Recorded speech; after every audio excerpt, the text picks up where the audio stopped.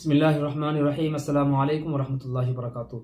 आज की वीडियो में हम बात करेंगे कि एतकाफ़ क्या है और ये सुन्नत कब होता है, फ़र्ज़ कब होता है, वाजिब कब होता है। इसके बारे में आज इंशाअल्लाह हम आपको बताएंगे।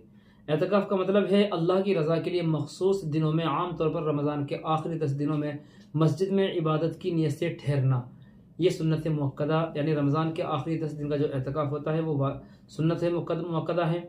और इसी तरीके से एक दूसरा एतकाफ़ होता है वाजिब, नज़र या मन्नत मानने पर और मुस्तहब आम दिनों में होता है।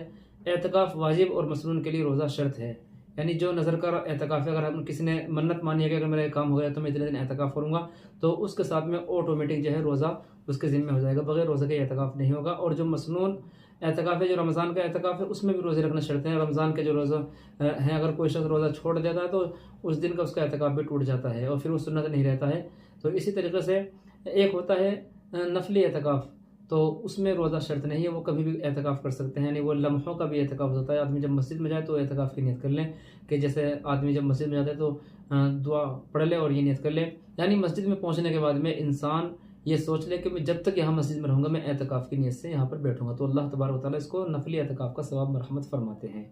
तो ये 3 तरीके का एतकाफ़ होता है। मसनून जो रमज़ान के आखिरी 10 दिनों का होता है, वाजिब वो अगर कोई मन्नत मान लेता है, और इसी तरीके से ये नफली एतकाफ़ जो होता है ये चंद लम्हों का भी हो सकता है, चंद घंटों का भी हो सकता है।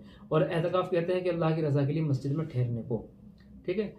इसके अलावा सुन्नत मुअक्कदा जो एतकाफ़ है, यानी उसका जो हुक्म है, ये है रमज़ान मुबारक के आखिरी आशरे 20 रमज़ान को उसमें बैठना पड़ता है। गुरूब आफ्ताब से ईद का चाँद नज़र आने तक का एतकाफ़ करना, ये सुन्नत मुअक्कदा है। अगर महल्ले की मस्जिद में कोई भी एक आदमी कर लेगा तो सबकी तरफ से अदा हो जाएगा, और अगर कोई भी नहीं बैठेगा तो सारे महल्ले वाले गुनहगार होंगे।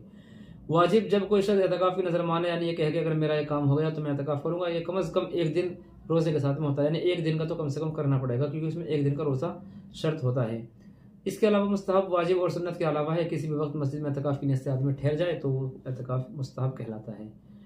ख़वातीन के लिए एतकाफ़ जो होता है वो अपने घरों के अंदर ही होता है, यानी वो मस्जिद में नहीं आएगी, बल्कि घर के अंदर एक कोठरी को मुंतखब कर लेगी, एक कमरे को मुंतखब कर लेगी, एक कोने को मुंतखब कर लेगी चादर वगैरह ढक करके, ताकि वहाँ पर वो आसानी के साथ में इबादत कर सके। और रमज़ान का जो एतकाफ़ है वो आखिरी 10 दिनों का, वो भी औरतों के लिए है, वो भी औरतों के लिए क्या है, मसनून है, तो औरतें भी एतकाफ़ कर सकती हैं।